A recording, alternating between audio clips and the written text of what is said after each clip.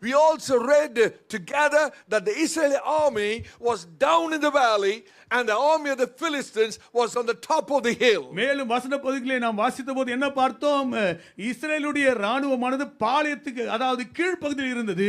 ஆனால் அந்த பெலிஸ்தருடைய ராணுவமோ மலை உச்சியிலே மேலாக இருந்தார்கள். And we know very well ஒன்றை நாம் அறிந்திருக்கிறோம். that the army which is on the top of the hill has great advantage over the army which is down in the valley. மேல் பகுதியிலே மலையில் இருக்கிறதான அந்த ராணுவமானது பள்ளத்தாக்கில் இருக்கிறதான ராணுவத்தை விட அதிக அதாவது சாத்தியமான சாதகமான சூழ்நிலையில் இருந்தது. Because it's very easy to fight when you're on the top of the hill. அந்த மலை உச்சியிலே நீங்கள் இருக்கும்போது யுத்தம் பண்ணுவது மிக மிக சுலபம்.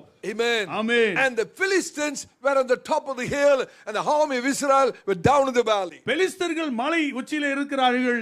இஸ்ரவேல் மக்களோ சேனையோ பள்ளத்தாக்கிலே கீழே இருக்கிறது. Down in the valley. அந்த பள்ளத்தாக்கிலே கீழே இருக்கிறது. We also read that King Saul was there. அங்கே பள்ளத்தாக்கிலே சவுல் ராஜா இருக்கிறார். About 600 men of war were also with King Saul. Saul ராஜாவோடு கூட 600 யுத்த சேவகர்கள் இருக்கிறார்கள். And Ai the priest was with him and sure mighty generals were also with Saul. சவுலோடு கூட அங்கே அகிதோப் என்கிறதான அகியா என்பவனும் இருக்கிறார். அவரோடு கூட priest ஆசாரியனாய் இருந்த அகியா இருக்கிறார். அவரோடு கூட अनेक யுத்த சேவகர்களும் இருக்கிறார்கள். Now listen my brother sister. சகோதரனே சகோதரியை கவனித்து கேளுங்கள். Maybe in the place where you are, ஒருவேளை நீங்கள் இருக்கிற இடத்திலே you are at a terrible disadvantage. I don't know to whom God is speaking. பயங்கரமான சாதகமற்ற ஒரு சூழ்நிலையிலே நீங்கள் காணப்படுகிறீர்கள். யாரோடு கர்த்தர் பேசுகிறார் என்று தெரியவில்லை. Picture this scene right now. இந்த காட்சியை உங்களுக்கு முன்பதாக சித்தரித்து பாருங்கள். The army of the Philistines on the top of the hill.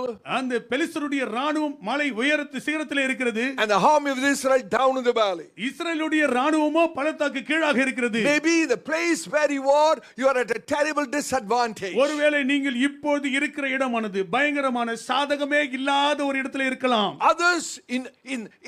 Others are in the place of great advantage. மற்றவர்கள் மிகவும் அதிக சாதகமான நிலையிலே இருக்கலாம். And because certain things happen in your life, உங்கள் வாழ்க்கையில் நடந்த சில காரியங்களின் நிமித்தமாக you feel that you're tied down and you're unable to do something. நீங்கள் கட்டப்பட்டதாகவும் எதுவுமே உங்களால் செய்ய முடியாத நிலையிலே இருக்கிறதையும் நீங்கள் உணர்கிறீர்கள். That may seem to be a problem for you. இதுதான் உங்களுக்கு ஒரு பிரச்சனையாக காணப்படலாம். But this morning the Lord says, ஆனால் இந்த காலை பொழுதிலே கர்த்தர் சொல்கிறார், my child, என் பிள்ளையே, the place where you are that you feel not so advantageous may seem to be a problem to you, but that's not a problem for me.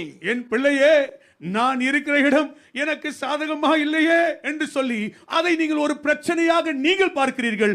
ஆனால் அது எனக்கு ஒரு பிரச்சனையே இல்லை என்று கர்த்தர் சொல்கிறார். Hallelujah. Hallelujah. Now we read in verse 2. இரண்டாம் வசனத்திலே நாம் வாசிக்கிறோம். The Bible says